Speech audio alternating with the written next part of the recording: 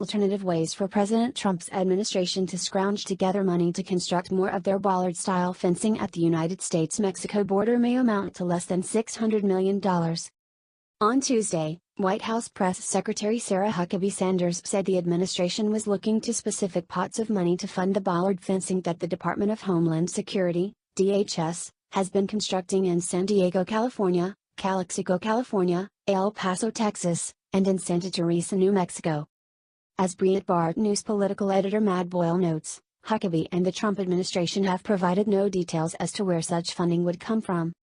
Center for Immigration Studies Director of Policy Jessica Vaughn told Breitbart News that the position the president has been placed in, by his White House Legislative Affairs Director Shay Knight and the Republican-controlled Congress, has left him begging for even the smallest levels of border funding.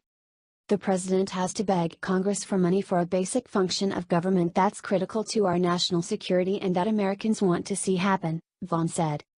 Since March, Trump's Defense Department has reviewed two avenues of potential funding to construct more barriers at the southern border, Just Security's Kate Brannon detailed at the time.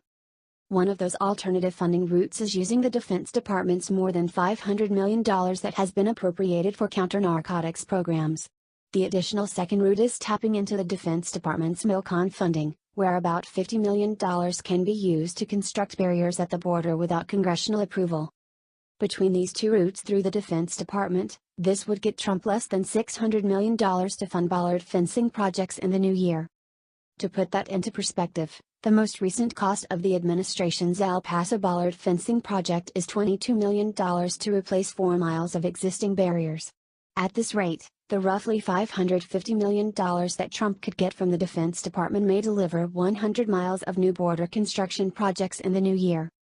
While the most amount of border funding, $5 billion, was included in the Republican-controlled House version of the DHS spending bill, that money has been tied to a series of open borders provisions by Representative Kevin Yoder, RKS, that would counteract efforts to stop illegal immigration at the southern border.